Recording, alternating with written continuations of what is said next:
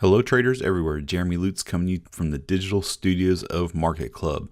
And first off, happy Halloween. I hope that everyone has a safe and fun time with your friends and families this evening. If you're going out trick-or-treating or going to parties, make sure you're safe out there.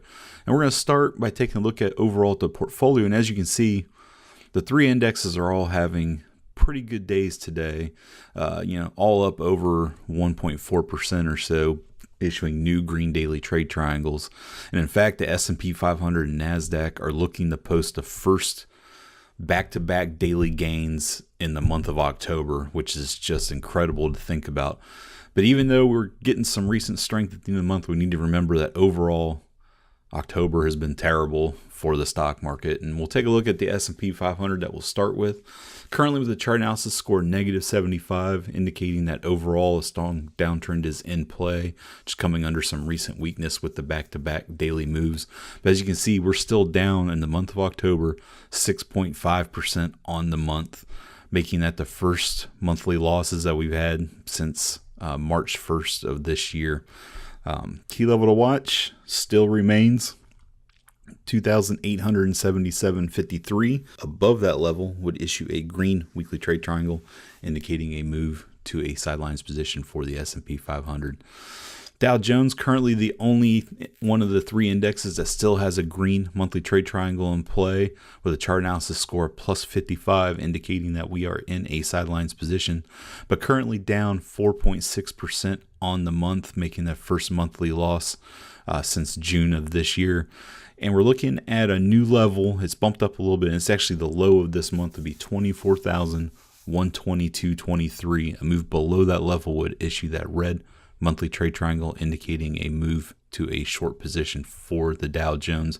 We've kind of moved away from that with back-to-back gains, but we'll have to see if that momentum continues through the first part of November as we go into the weekend. Moving along to the NASDAQ, suffering the worst of the three indexes, currently with a chart analysis score -75, indicating that overall that long-term downtrend is still down. Currently losing 8.9% on the month, and our key level to watch would be 7,799.75. A move above that level would give us a green weekly trade triangle, indicating a move back to a sidelines position for the NASDAQ. And in fact, this will be back-to-back monthly losses as we close out the month here for the NASDAQ. So that is something to keep an eye on, as we had the same issue back in February and March, and then we had the gain back up. So will that pattern continue, or are we looking for another monthly loss as tech continues to be under fire? Of the instruments that I watch daily, the US dollar and gold are the only two to have a positive month in October. And as we look at the dollar index here, is currently chart analysis score +90, indicating that overall a long-term trend is up for the US dollar, and it's currently posting a little over 2% of a gain for the month of October.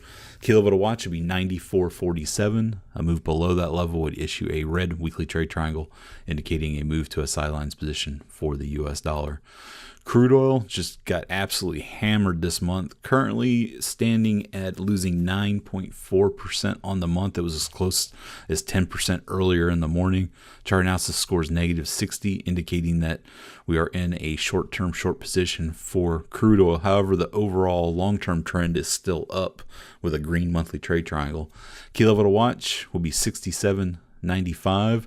A move above that level would issue a green daily trade triangle, indicating a move back to a short-term sidelines position for crude oil. Taking a look at gold, currently a chart analysis score -65, indicating that we are in a sidelines position for gold.